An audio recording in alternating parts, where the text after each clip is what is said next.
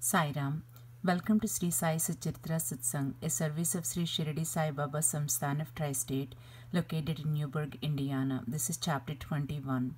In this chapter, we learn about the 9 types of devotion that we can use to get close to the God, and also to obtain liberation or moksha.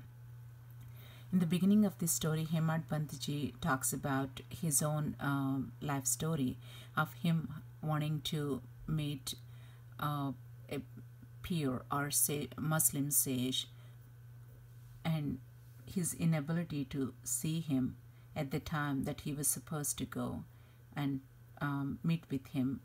And eventually he met with Sri Sai and became a disciple and was truly blessed as he served as a manager of the Sri Shirdi Sai Baba Samsthan and became a minister in the Sai Darbar. As he talked about that, he also mentioned a couple of other stories which shows that the sages stay connected.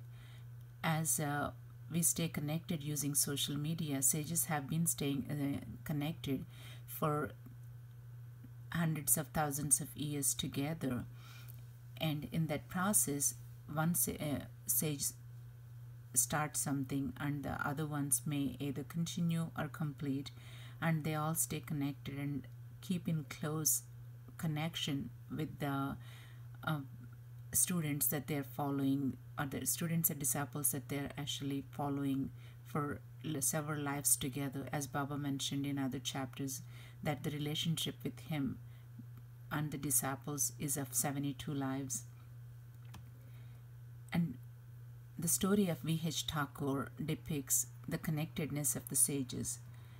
When Mr. Thakur went to a place called Vadagam, which is close to Belagaum in Karnataka, with a survey team, he met with a sage called Appa, and he's a Kannada sage. And at that point of time of the meeting, that sage was teaching Nischala Das' composition of Vichara Sagara, and he told Appa that he should read the book and that's going to help him quite a bit.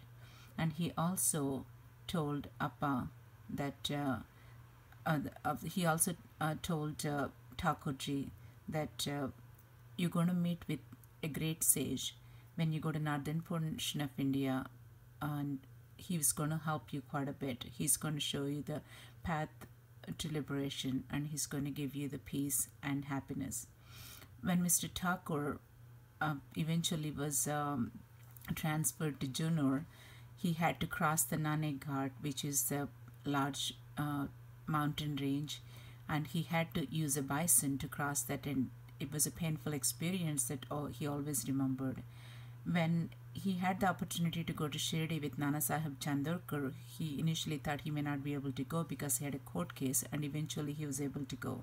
When he went, Chandorkar already left Shirdi, but he got an opportunity to see Baba. When he went to see Sri Sai, Baba told him that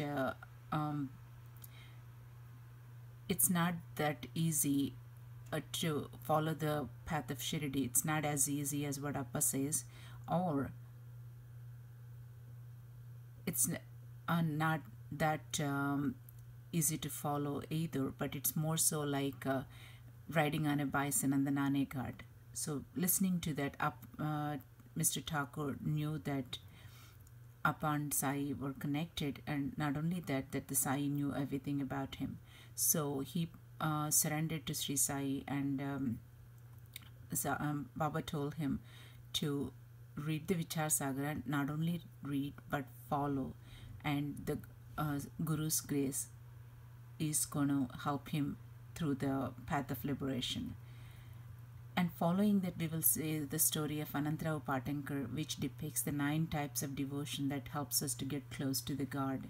And Mr. Patankar was a very well-read man, but he came to Baba and said, I've learned so much through the book knowledge, but I haven't experienced any much, and I'm not getting any peace or happiness, so help me. And at that point of time, Baba taught him the 9 types of devotion that would help, and by telling him the story of a businessman that captures the 9 parts of the horse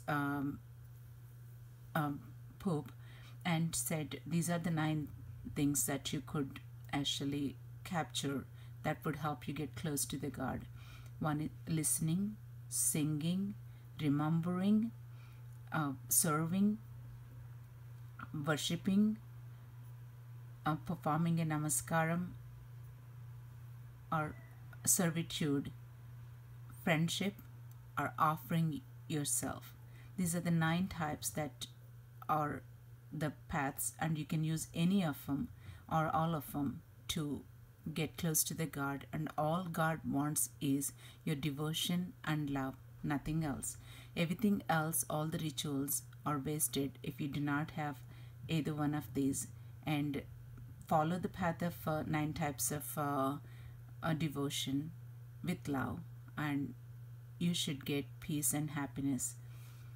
And at the end of the story, it also tells us that Baba is aware of everything what happens, not only in Shirdi but everywhere else as well. When one of the attorneys actually came to Shirdi, Baba turned to the side and said, how strange are these people? They come to me and they say that they're following me, and then they go out and they talk about all kinds of things about me. That attorney knew what that was meant for him, because apparently when one of his judges went to Shirdi to get well from an ailment, he made comments in their office that would that ailment just get better by seeing a sage? Shouldn't he go to a doctor instead?